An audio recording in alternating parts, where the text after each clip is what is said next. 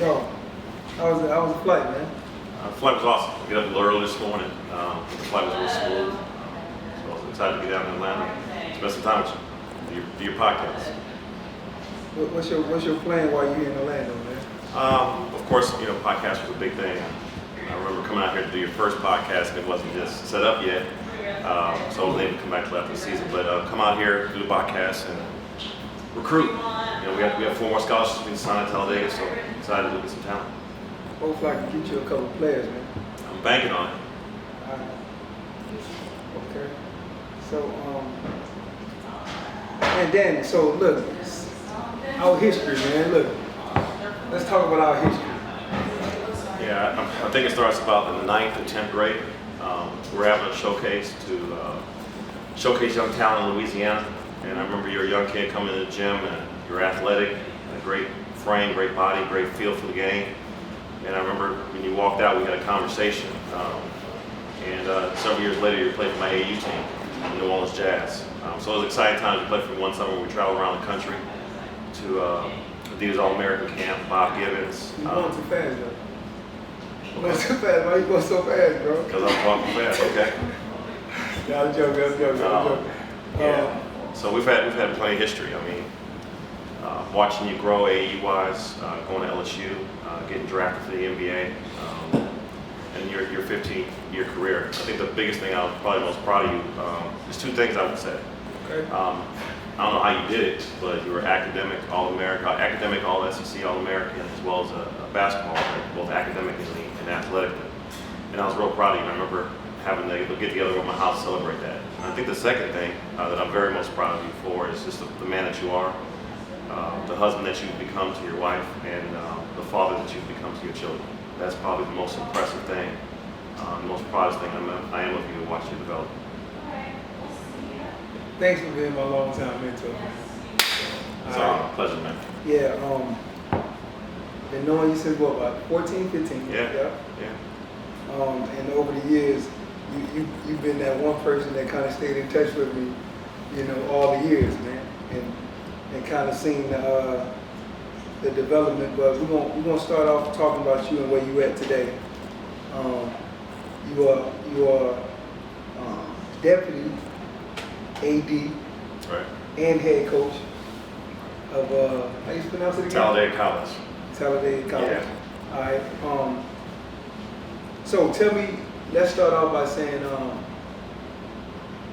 what your passion for basketball is? I think my passion for basketball probably dates back to my younger days growing up in California. I tell everybody I was born in LA, but I became a man in New Orleans. And my father introduced me to the game of basketball, and I was one of those kids who get into a lot of trouble. And he introduced me to basketball to try to save my life. My mom and dad were both teachers. So by nature, I became a teacher, and I think that's the thing that I love about coaching. I got into coaching because it allows me to teach life through the game of basketball. And so that's kind of what my passion was. Never thought I would coach in my life. You joke around me, I was a political science major, pre-law major at Xavier University of New Orleans. But I knew I didn't want to become a lawyer my last year. And a guy by the name of Anthony Roman introduced me to coaching. And I never put it down since then. 33 years coaching at the college level. Being able to coach one of the top AAU teams in America, and just being associated with everything from the Olympics to USA basketball. Basketball has taken me through an unbelievable journey, but it's also allowed me to meet so many different people and build so many relationships, including the one that we have. And just watching it evolve is an exciting ride. Let's talk about the beginning of your coaching at Xavier. Right. Talk about that. Yeah, I mean, I tell you what, I didn't know what I was doing. I was afraid.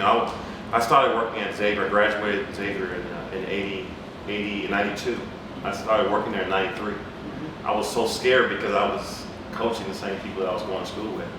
And I remember my career, and I was just so scared that I didn't want to make a mistake. But I didn't know what I was doing. But I had an unbelievable boss named Janice Joseph, who took a chance on me and introduced me to coaching and taught me the discipline, the recruiting aspect of it. And that's probably where my incubation stages were. I coached at Xavier for 23 years, was the head coach there for 13 years. And I left there and went to the University of Alabama, Birmingham, UAB as associate head men's basketball coach. So I went from driving a bus, riding a bus, to flying on a private jet. But it never changed who I was. And then I went to University of Albany in New York, and now I'm at Talladega, and I tell everybody, how is it? How is it? I said, the grass is green where you water. And so we're watering our grass at Talladega. But you made some other stops too, though. You stopped at Jackson State. No, I went to UAB. After UAB, I said for a second at Alabama State. Alabama State, yeah. Alabama State, and then I went to the University of Albany in New York. And then I went to Talladega. Coming from California, I never thought I would live in New York. And that was a big learning curve for me. I thought everybody from New York killed Tupac. So I always stayed out the city. But it was great learning the East Coast and learning New York. And that was a great year that I got a chance to grow and get out of my comfort zone. Was it a dream of yours to be a head coach? It was. Growing up, starting to coach, it's always a dream to be a head coach. I tell all my assistants, I had several of them in line, I tell them, I'm gonna give you a book. Everything that you want, write in the book. Everything that we should have done, write in the book. Everything you like, write in the book. And then when you become a head coach, open up that book. But for now, I got my book. And so I always journaled. As you know, we've always talked about journaling. You started journaling. But it's always been my dream to be a head coach. Now that you're 6 inches across, and this is my 15th year being a head coach, I look at it very different. It's a lot of responsibility. Everybody's always looking at you if you're good, bad, or different. All the mistakes are always yours. So it's looked at a little differently. Now I don't have the pursuit of being a head coach. I think it's more important to be in a great situation where you have some unbelievable people around you that you guys can work together for one common goal. So you've been a head coach for 15 seasons? 15 seasons, yeah. And assistant coach for how many seasons? 4, 5, 6. 6. Yeah. So I've been knowing you a long time. Yeah. And so some jokes about that I used to make with you over the years is that, so 2005 was the year I got drafted, and it was the year of Hurricane Katrina. And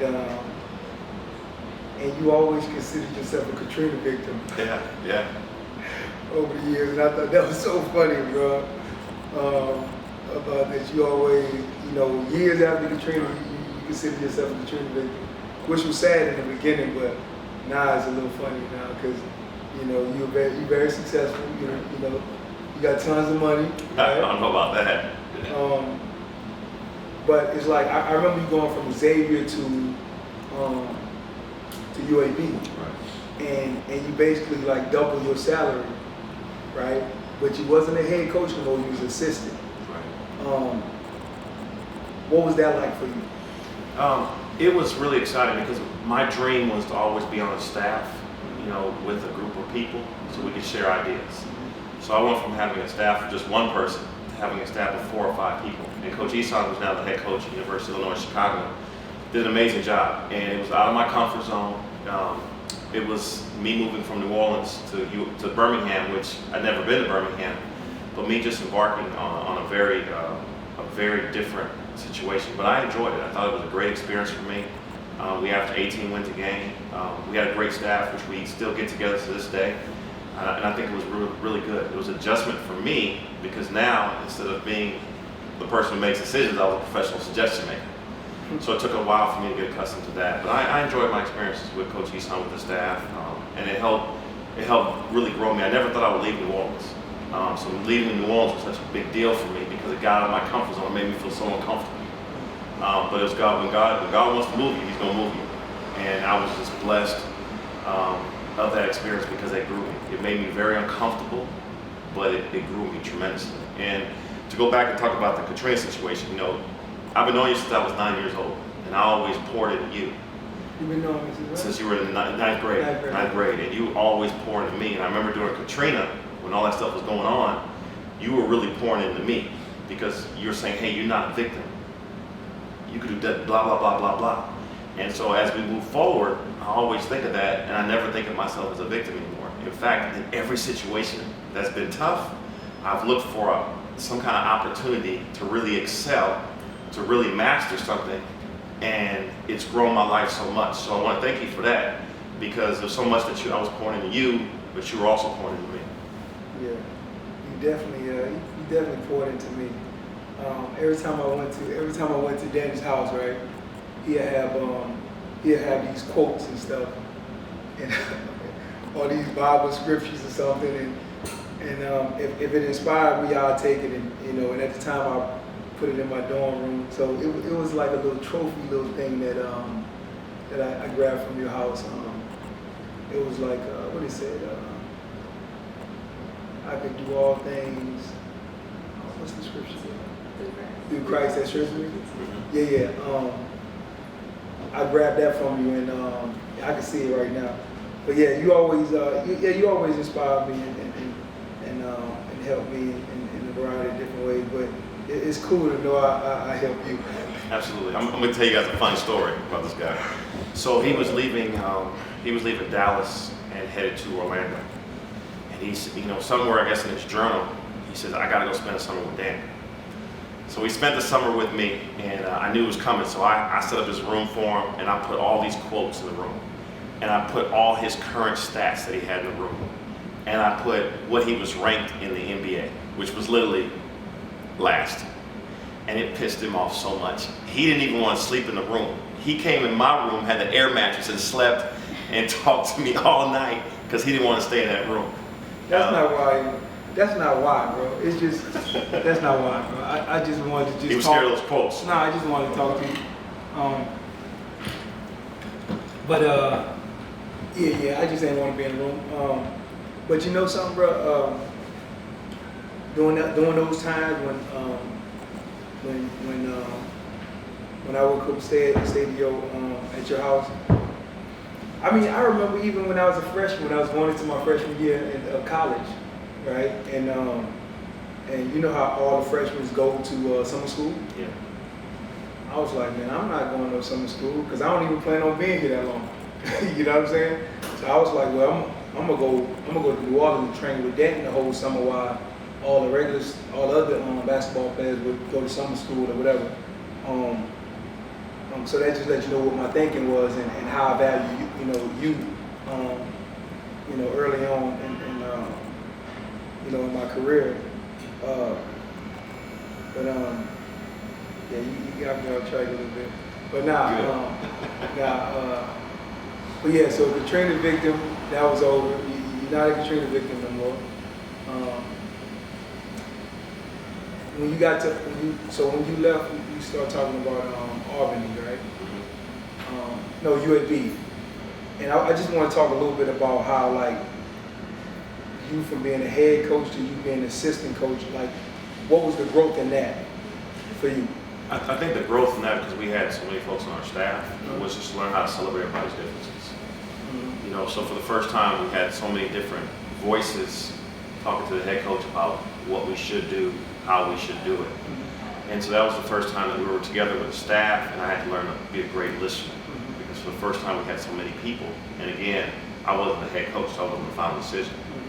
So I think it taught me, to celebrate people's differences, and to be, just learn how to listen, and it forced me to be a lot more patient. Should we tell the people all the arguments we have about that? Oh, we have. Or don't? No, we have. I won't go into much depth about that. Yeah, we have an unbelievable relationship because we're extremely honest with each other, and we agree on some things, but we literally argue every morning about something, about certain philosophies, from discipline to successful and opportunities to get it out of the mud, how to raise a tough player. And so we literally just have all these discussions every morning about the craziest things: women, relationships, basketball, reading, faith, and so, but it's definitely helped me grow. And just the most amazing thing about our relationship is that I've been knowing since the 9th grade. So he's almost like a student that now grows up to a brother, to somebody who I trust, somebody who I listen to. He's in my foxhole, and this is what I mean by that, is that, if you're at war and you're in a foxhole and you're taking bullets to the east, the west, the north, and the south, who would you want in your foxhole? Somebody who's calm under pressure, who's not going to give up your position, who's going to fight and stick with you, and you can count on him. This is my guy. And the funny thing about it is, we talk about money a lot too. And money has never entered our relationship. Even most of the time, and I'll mess through this, is he pours into so many people's lives. I mean, he's pouring into so many lives. Sometimes there's nobody who pours into his life. So I make sure that when we go out to eat, 99% of the time I try to pick up the bill, because there's nobody really saying, hey, let me pour into your life. He just celebrated his birthday on April 30th. So I did a little goofy, bought him a book, because we always share books, wrapped it up for him, and gave him his birthday gift. Red paper, bro. You tripping. Hey, I wasn't gonna buy any wrapping paper. That's the old Christmas paper I had left. But just the thought of making sure that we're always pouring into him, because he pours into so many people's lives that sometimes he's on empty, and he needs to be poured into. You know what, Dan, bro? You about the only person I've known for all these years that you ain't asked me for no money, bro. No, can I borrow some money? No, man, don't start, man. God dang, bro. Nah, that's cool, bro. So in Louisiana history, right? You are the most winning. You have won more. You have had more 20-game winning seasons. I'm second. Well, like with Dale Brown, somebody else? No, Dale Brown's third. So I have a second. I can't remember. I think Billy Ray Hobley maybe. Yeah. He's first in terms of most 20-win seasons in Louisiana history, and I'm the winningest men's basketball coach at Xavier University. Yeah, you are that. So do you love to win or hate to lose? You always ask me that, and I'll be honest with you. With all of my basketball teams for 33 years, we never talked about winning and losing. Okay. We didn't look at it like, I know, I understand that, but do you love to win or hate to lose? I don't process it like that. I love the process. I love practice. I love that. I understand that, but do you love to win or hate to lose? When the score says 59-60, and you on the winning side or you on the losing side, which one you rather be on? I don't look at it like that. When the score is over, I'm going to ask and evaluate it. Say, did we play hard? Did we play smart? Did we play together? Mm-hmm. Were we the toughest team? Mm-hmm. And we break down every play. It's funny you say that, because after the games when we play, regardless of where I am, we let them have it in the locker room, win or loss. But then the next day we have that film session that lasts for about 30 or 40 minutes. And if you're in those film sessions, you can't tell if we won or lost. Mm-hmm. We're so focused on each play, what we did, and did we do the right thing. Mm-hmm. And so for us, again, it's more about the process. It's more about, did we give 100%? Did we do our jobs? Mm-hmm. And if we did and the score is short, then we're good. Okay. But like I say, we're going to play hard, we're going to play smart, we're going to play together, and we're going to let the score drop where it is. Cool. And so I love the process of preparing. I love the process of going to work. The thing I hate the most, honestly, is the games. You hate the games? That's the most thing I dislike the most, is the games, because practice is so much teaching. Practice is so much growth. There's so much repetition. Kids are failing, they're getting back up. The recovery time has to be great. And that's where the true work is built, is in those everyday practices and boot camp, those times that we spend together. That's the true treasures. On a bus, meals, the Zoom calls in the summertime. That's where the character, that's where our team core value, that's where our culture, that's truly where the brotherhood is built. Yeah, I like that. So you have a season where you go 0-20. Yeah. How you feeling? But y'all did all the right things. How you feeling? Last year, I got a job at Talladega in July. I had 30 days to put all the team together. So last year we went 12-17. Okay. It was an unbelievable experience, because we changed the culture of our school through basketball.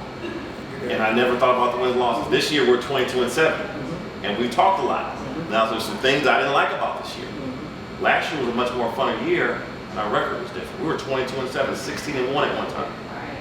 And so the way I'm built, I just love the process, the way we do business. And we often talk about dirty money. Sometimes when we don't make the right play, but successful things happen, we don't honor these things in our program. Okay. So you're not going to answer you love money, hate to lose. I mean, so I'm just saying that winning season, losing season, that don't really deter you. It does not. It does not. It's not an indication of how well our team did. It's not. I'm gonna be perfectly honest with you. You know, we talk about 4 for 40 the other day, right? And I tell our players, these next 4 years are going to dictate the next 40 years of your life. After that, you're going to worry about healthcare and insurance. But the things that we instill in them for these next 4 years will dictate what they do the next 40 years. So we're so interested in being present, on time, being where your feet are. The grass is green where you water it. So that means water your darn grass. Go to work. So those are the things that we instill in our young people. We believe that success leaves footprints. So we're bringing in successful people, not people who make a lot of money, not people who win, but people that are successful in their life. That means their personal life, their professional life, because we believe that success leaves footprints. And so that's big in our program. This semester we had 3 kids graduate, 1 kid in an MBA program. Those are the things that age as well. So now when they talk about getting married, having a family like you are, those are the things that are more important to us, to instill in young people, than the wins and losses. And we do that in practice. We do that in the locker room. We do that on the bus, on meals. And those are the things that are the foundation of our program and all the programs that I've been a part of. Doing a great job, man. Keep working. Thank you, Daddy. Go ahead. Hey, talk to me about finding your niche, man. Finding your niche. You can talk about it from your perspective, in your life, and talk about it from a player's perspective. Yeah, you know, I heard a long time ago at a basketball camp when I was young, and I took it with me. It's find your niche, master your niche, and then give it away every day. So in my life, I didn't know what I was going to do. I was working for Enterprise Running Club. I was introduced to basketball, and I loved it. I wasn't very good at coaching. So I had to beat my craft. That means every single day I had to get better at coaching. I had to listen, I had to learn, I had to find the best guys and to pour into my life. And so a crazy story, Hurricane Katrina. I wasn't going to evacuate, so we went to Memphis. And I looked on the news and New Orleans was underwater. True story. And the next morning I got a phone call from John Calipari. He was at Memphis. He told me to come to his office. Okay? He asked me what did I need. He got me a job in 30 days. He didn't even know me. And I came to his practice every day. He poured into me, and I learned about basketball. And Bill Self did that for me. Roy Williams did that for me. Dale Valier did that for me. And I just got better and better and better at my niche. I beat it. I worked on it. And then what I do is I give it away. So whenever somebody asks me for my playbook, I give them my playbook. All right? Now we go back to 2005, Brandon Bass. I told you. Find your niche, master your niche, and give it away every day. Rebounding, running the floor, defending, and playing hard. That was your ticket. Master it, find it, master it, give it away. You're with the Celtics. You mastered it, you found it, you mastered it, you gave it away, and it embarked on your career. In 2024, all of our basketball players, there's things that they're good at, things that they're not good at. What I'd say is, hey, you got a girlfriend, and then you got the others. Stick with your girlfriend. Master it. So that means if you're a good jump shooter, get in the gym, make 10, 11, 12 in a row. Master it, be consistent. And then when you get on the floor, muscle memory, give it away. Every time you open it, let it go. And so it started in my life, transferred to your life, and we're still passing it on to my players as well as your son in terms of finding what you're good at, mastering it, and giving it away every day. You know, because nobody's gonna pay for average. We go in the store every day. You know, I got on a pair of J's. If I walked to the store and I looked at my J's and they were all beat up and they weren't nice and crisp, I wouldn't want to buy them. We're gonna buy pros. We're gonna invest in, we want pros. And so that's Where do you want pros at? in every piece of my life. Okay. I thought you was talking about taking it down. I want pros in Talladega, guys that are very good at what they do. For sure. I like that. I like how you put that. Correct. And whatever it is in life, and I tell our players, whatever it is you put your name on, whatever it is you get up and do every morning, make sure that you represent it. The name on the back, which is your legacy, the name on your front, every single breath, every single opportunity you have. And it doesn't mean you're gonna be perfect, but it means your effort is gonna be perfect. All right. Let's talk about like the journey of like finding your niche, um, to master your nature. Because like it's like what I tell Brandon Jr. is like you know before you get to mastery, you know once you become good at something, at some point it becomes boring. You know what I'm saying? And my thing with him is like, you got to push past boredom, because once you push past boredom, that's when you master something. Yeah. And I don't think many people understand that part of it. You know what I'm saying? Talk about that. It's mental toughness and it's muscle memory. And, I always talk about challenges and finding ways to challenge yourself, because it does get bored sometimes going to the gym by yourself, working on it. But I think that your standards should be so high. And we talk about Kobe all the time, but people really don't understand when Kobe said he woke up in the morning, got it in. In the afternoon he got it in, Yep. and in the evening got it in. Yep. So during the course of 7 days, he got in 21 workouts. And he challenged himself every day, and he came up with the craziest, him and Michael Jordan came up with the craziest ways to challenge themselves, to be motivated, and to compete. And I think that's the part that separates the average, the good, the excellent, and the professionals. We talked about that. Yeah. About what I think separates the good and the great players. You know what I said? No, what you said, I can't remember. It was, to me, it's comfort and confidence. Okay. You know what I'm saying? That's what separates. Because when you look at the NBA, right? And I'm sure Destiny probably can, she can. Huh? You said confidence? Comfort and confidence. You know what I'm saying? Because like, in the NBA, everybody's was the best on their high school team, best on their college team, and when they get to the NBA, it's some of the guys who, are just head and shoulders above other players. But for the most part, all stars is pretty much just comfort and confidence. Yeah. And So what you say to that? So he's trying to set me up because we always disagree for this.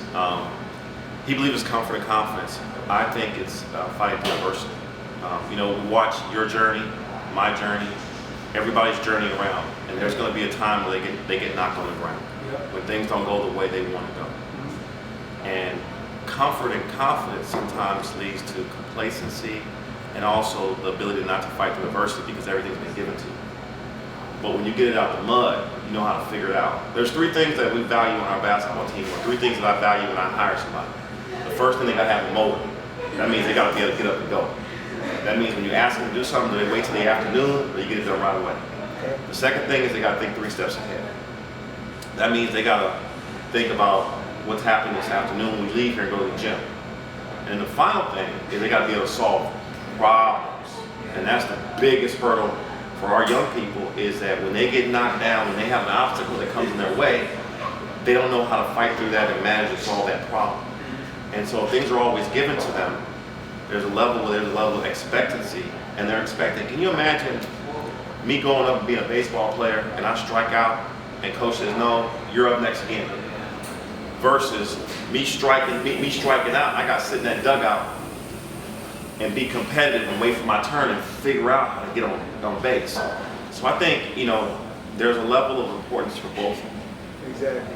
But the biggest thing that I see young people today is whenever there's an obstacle in their way, it's like they have a cotton shirt, they just put it in the dryer, and they shrink up and become very small, versus being aggressive and stepping up and elevating. That's why when you talk about the greatest, I rock with Michael Jordan, because when the bigger the stage, the bigger the problem, Michael gets large. Kobe was like that too. And that's why I'm a respecter of those 2 guys, because when obstacles happen, when challenges happen, when they get hit, finger broken, they get mad, almost unhealthily competitive. And that's when they rise to the top. And I think that adversity brings the best out of people. Yeah, it's true. I just think it's levels to it though.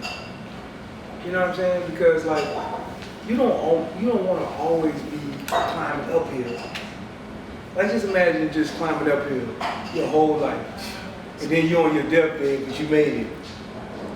I mean, it's definitely treasure in that. That's amazing. It's treasure in it, because but I'm just saying, like when you want to create something, like you know who you are. I know, all right? Mm-hmm. And we also know what it'll take for us to be a lot better at where we are. Because you know ways that someone could have poured in you for you to be an even better, I would say just you have more confidence in yourself as a player, coach, husband, everything. You know what I'm saying? It's levels. So do you have to get beat down and have to go through adversity to be the best you can be? Do you think that's you have to do that? Like imagine, let's just talk about this. Imagine like you having a wife, right? I'm trying to figure out where he's going with it. We're gonna rock with it. I'm saying like, your wife beat up on you, right? You can fight through the adversity, but is she building you up to be your best self?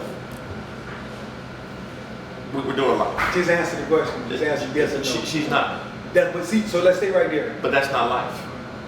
But let's stay right there. Okay. All right. Like you know, like so, like I'm a big fan of the Cosby Show. Okay. And I like Claire. Okay. Right. I'm just saying, like it's cool just to have someone building you up, to giving you more comfort, more confidence. You can always have adversity you face with. You know, nobody go through life where they're not faced with adversity. Yep. But I feel like it's cool to have people around you, have a great support system. Right. You know, to push you. Like when I even my AAU journey, when I was coming through AAU, right? I had Terry Rito and I had Titus with me, and before I got to the gym, right? You know, Rito would tell the scouts like, I got Brandon Bass coming, you know, from Baton Rouge, and he a monster. He gonna dunk on somebody, blah blah blah. So he let people know before I get there, right? And he telling me before we get out the car, hey, ain't nobody in here guard you. So he kind of building me up a little bit, right? So I get the float, I get on the float, and I do something special. You know, it's bigger than what it would be if no one said anything. If no one really believed in me, it's just a little different. I just think it just adds something to you to have people support you, giving you comfort, and giving you confidence. Right. And I think that's important too. Mm-hmm. But then I come in the gym. Okay. And we're working out in Baton Rouge, in Cameron High School. Yeah. And I'm kicking your butt, and we're going through patino drills, and the ball's being knocked on your foot, going in different directions. Now the competitive nature comes out of you. You know what? It's not going to happen. And so the next time you come in the gym, you get better and better and better. And so I think that all the time you have people in your corner that are rooting for you and your biggest fans. But also, you need to have it where you're competitive, where you know how to fail and still get up. And I think that with young people, what's happening today with the portal, with college basketball, even with the NBA, is whenever there's a little snitch of adversity, they get up and they run. So now when they have a marriage, what happens? They get up and they run. Adversity, they get up and they run versus being able to work through those situations. Because if you work through those situations that age really well, we call it deferred gratification. Put off your reward and work through, because your reward will be 3 times as much. We see it a lot in finance, but also in basketball. You know, think about if you would just hop from school to school. You couldn't bring your son back to LSU and say, this is where daddy went to school. See his jersey, see his legacy. Oh, that's Brandon Bass. And so that's why it's so important. And there's no real formula for teaching what we're talking about, but there needs to be a heavy dose of competitiveness, a heavy dose of being able to work through adversity, and a heavy dose of also loving and caring and building up. So I think I agree with you as well. But let's just a balance of it all. Yeah, but I'm a mud duck. I want to get in the mud a little bit and get grimy, so I know I still got it and I can work. This is what I will tell you. Can I tell you about that? Sure.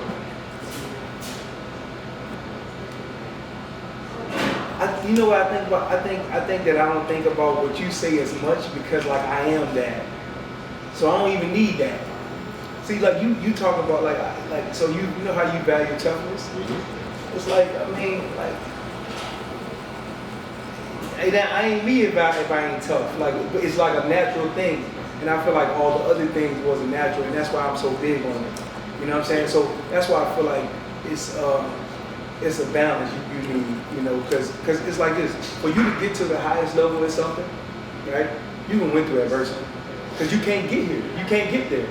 Like I can't nobody put you into a head coaching position that you like for you and you be as successful as you've been. I mean, there's some folks that come up with silver spoon. There is. But I'm saying, can somebody put you in a position as a head coach and make you a great coach without you going through anything? People can put you in a position you can be a bad head coach. But good head coaches usually have earned their way and earned their stripes. And now they're able to manage and deal with a lot of adverse situations. So, I think, just coaching young people today, I think the biggest thing is for them to be able to fight through adversity and discipline. And discipline. And I tell people, if you don't, the biggest love that I can give to a player is discipline. Because if I don't discipline him, he's going to be in prison, in the hospital, or in jail. That's facts. It's facts. It's true, bro. Because I think I'll lean more on those basic fundamentals than anything else. You know what I'm saying? Because it'll take you a lot further. You know what I'm saying? I just personally, that's just personal for me. Because I got see what you offering. Yeah. Like that's natural to me.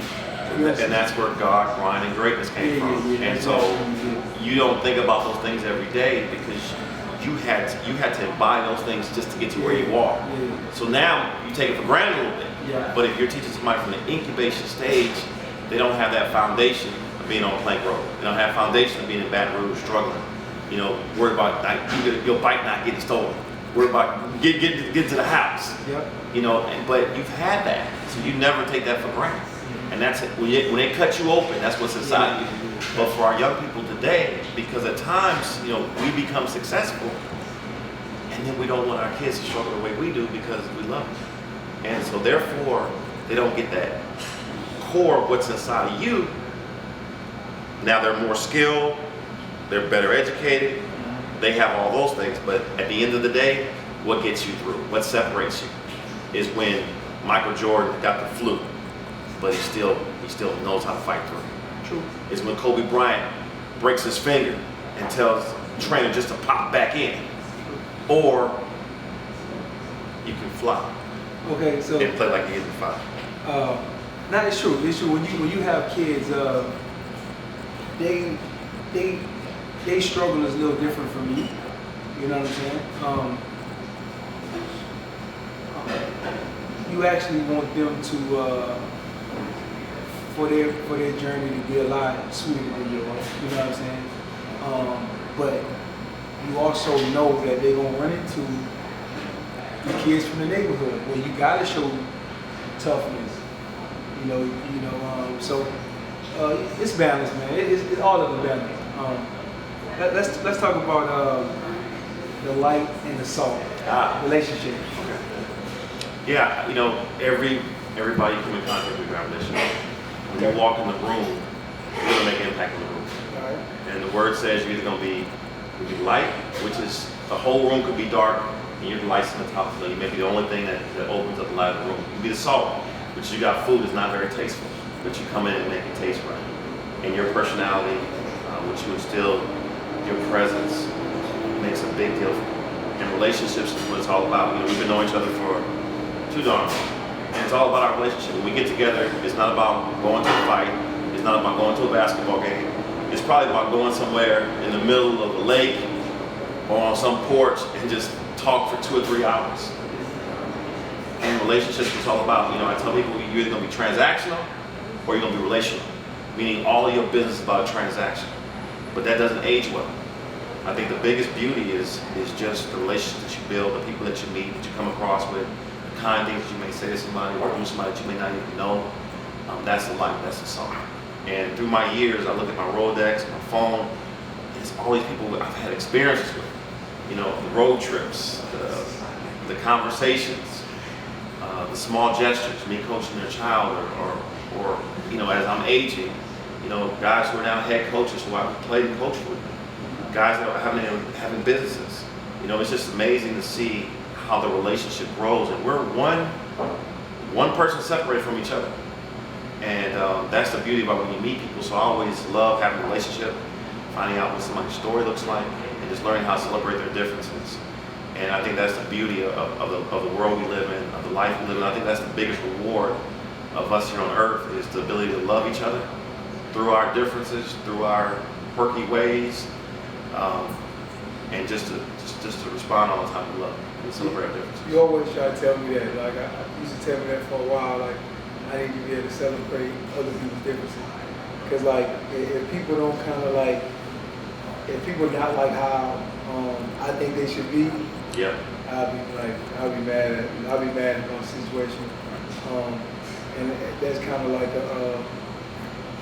that may be a slight flaw of mine. Is that it's hard for me to celebrate people's differences. You know, only this part, like, just from the standpoint of like genuineness and really that's the main thing. Just genuineness and being more stand up. Like, I feel like a lot of people, you know, people that I don't get along with is not genuine and don't not stand up. And I gotta understand, like, everybody's not that way, man. Cause and it could be, you know, it could be sometimes it could be not for it could be for reasons like they uncomfortable, or you know they like to win, you know,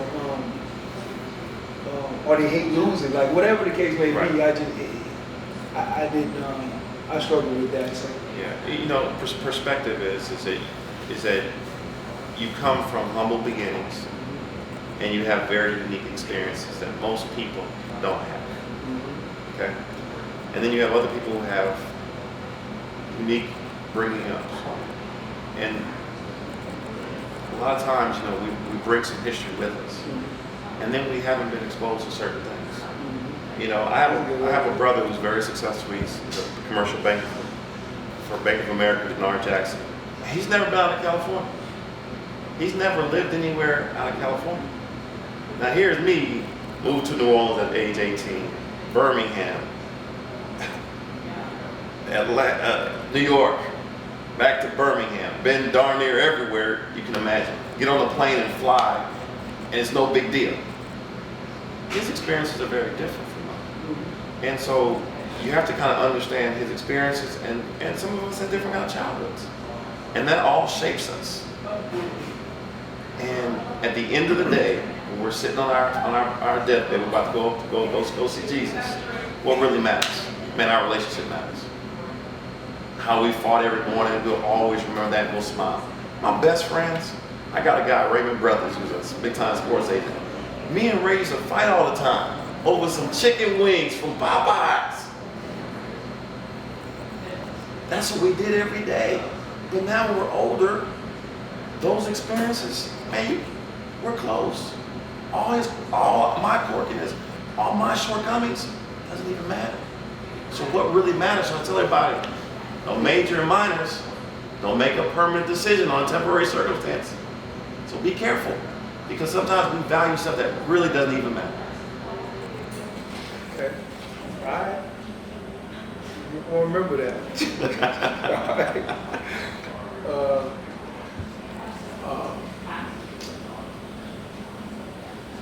You were saying something that I wanted to say. Oh, we talking about relationships. Do you value loyalty or respect? Respect. Respect more why? Yeah. Because when you respect somebody, there's certain things that you don't do. Loyalty, a lot of people think loyalty is if you do something wrong, I should still be loyal to you. Mm-hmm. Respecting is being able to do the right thing, and respecting somebody's character and integrity. That's where respect comes from. And respect, it ages well. Guys don't do things because they respect you. So I'm not, even with my players, I ask them, how many of you guys like me? 0? How many of you guys respect me? Oh, coach, yeah, coach. So I don't, loyalty is just a word people just toss around a lot. I think the bigger word is respect. Because when you respect somebody, you are going to be loyal to them. And it's also, too, meaning even when they're wrong, being able to share that with them in a graceful way. Which is something that I got to work on. That's one of my faults. But I think respect. What say your fault against? I'm only saying it once. That's it. What say it again? No.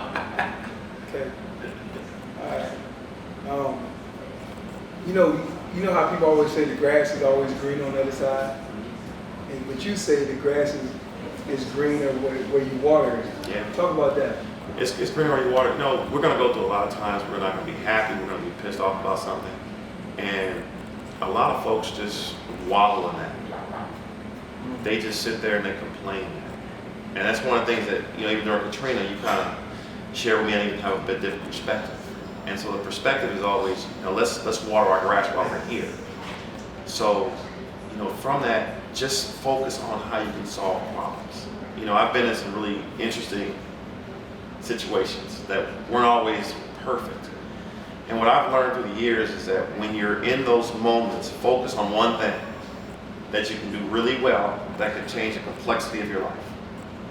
And when I started focusing on what I can do versus the problem, I started to advance and really progress in a very unique way.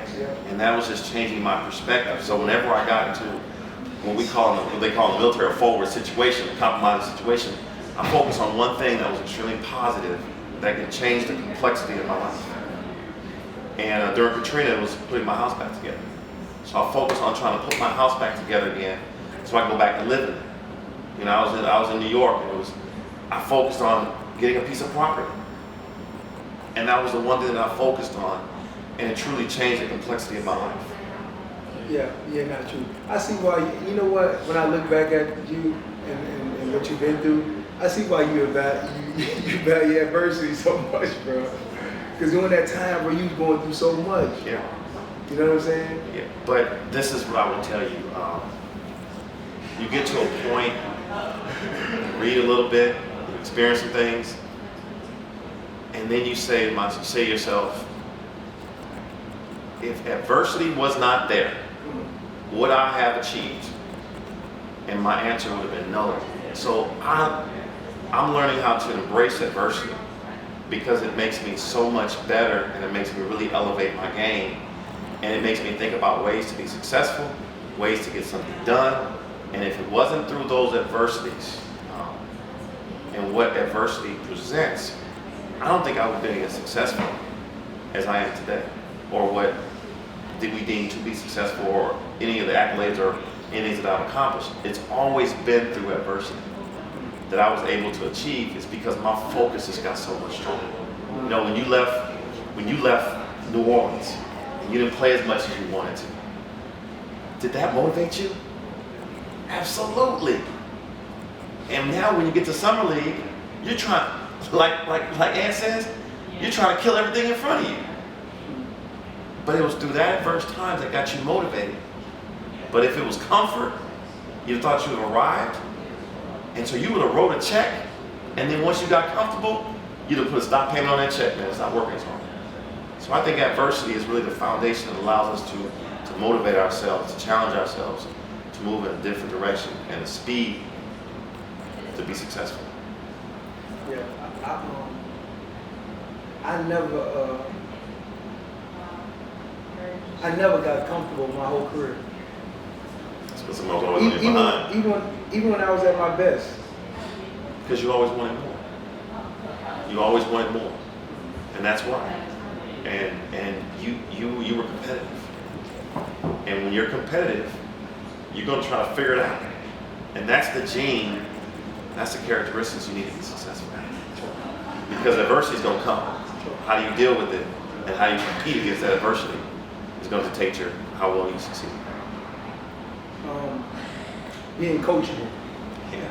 Right? Mm-hmm. I'm sure you have to deal with a bunch of players, and you will want to recruit guys that are coachable, right? Yeah. Talk about that. I mean, it's the foundation to us getting better. You know, for my players, you know, when I recruit them, I try to see how they interact with their parents, their mother, or their father, or their coach. And so I want to be able to make sure that they can listen and learn. Mm-hmm. For me, at our age, it's about sometimes unlearning bad habits. Mm-hmm. Because we're sometimes so stubborn to those bad habits or things that have happened in our past. As adults, right? As adults. So we got to unlearn some of the stuff that's not good for us to be able to be open to even learn to go forward. And I think that's not easy. That's not an easy task. For somebody to tell you that you're doing something wrong, it's not easy. But the perspective is whenever somebody says something, just take a moment and listen, and then process the information and be able to self-evaluate yourself and see if this makes sense in what I'm doing, because we all got blind spots. And that's where we need guys that are strong, iron sharpens iron, that are able to help you out through some of your blind spots. That's why our relationship is so important, is because we say some stuff to each other that's uncomfortable. I think I say stuff to you that's uncomfortable.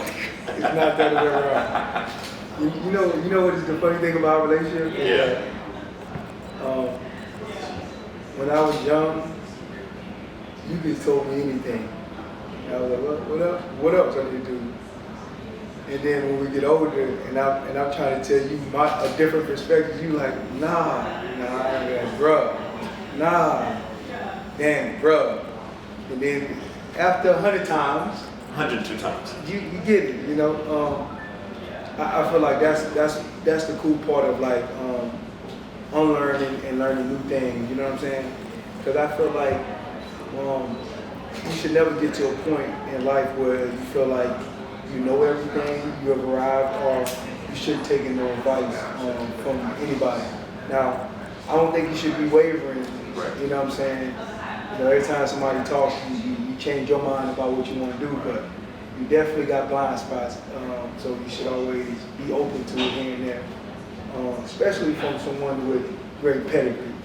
You know what I mean? I feel like I have great pedigree when it comes to basketball for sure, and then life in general. You know, I'm all about growth, and ever since I met you, you know, you always had a solid, you know, foundation in religion and growing. Like, I remember when I used to walk in the office sometimes, you always had like, I mean, you had film of everybody. I think back in the day, you was a big fan of Kansas. You know what I'm saying? You studied, who was the coach of Kansas doing that? Bill Self. Bill Self was there.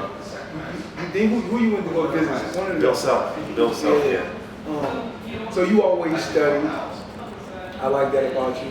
And even when I came to your house, I used to prep the boards for me and putting all my stats and stuff down, and the things I need to improve on, and what the steps I need to do to improve on it. I thought, to me, that just shows what kind of person you are, as far as like, you know, you have a growth mindset. You know what I'm saying? And it's cool. I think it's important for everybody to have that kind of approach to life. You know what I'm saying? Not just sport. Let's talk a little bit about like our time in AAU basketball with the New Orleans Jazz. Let's talk a little bit about that. Yeah, it was interesting. It was a roller coaster. Mm-hmm. Because at the time you know, at the time that you came and played for the Jazz for 1 year, you begin to get a little notoriety. And a lot of buzz, Brandon Bass, a lot of recruiting, and you had a lot of people around you too. And so we go on trips. And it was interesting. And, I didn't have a lot of people. I had 2 people. But go ahead. Yeah. So you know, for us, you know, I wasn't that. You know, I was. This is how we're gonna do it. This is how we coach it. I had a great time, but it was at times it was a lot. And I remember, you know, we're ABC camp. And ABC camp was structured with so much pressure. And they put all the best forwards together, so you're in the bracket of the best forwards. And I remember the first couple of days, I thought you were doing really well, but you weren't doing as well as you wanted to, because in those settings, it's hard to get the basketball for a forward. And you were like, just give it down, give me the ball.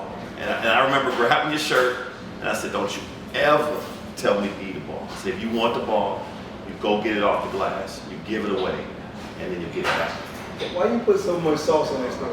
Because that's how I said it. That's not how you did that. That's the bass I had in my voice. You said, Brandon, can you please just... No, that's not even my DNA. Can you please rebound, buddy? And things work out for you. You know what I'm saying?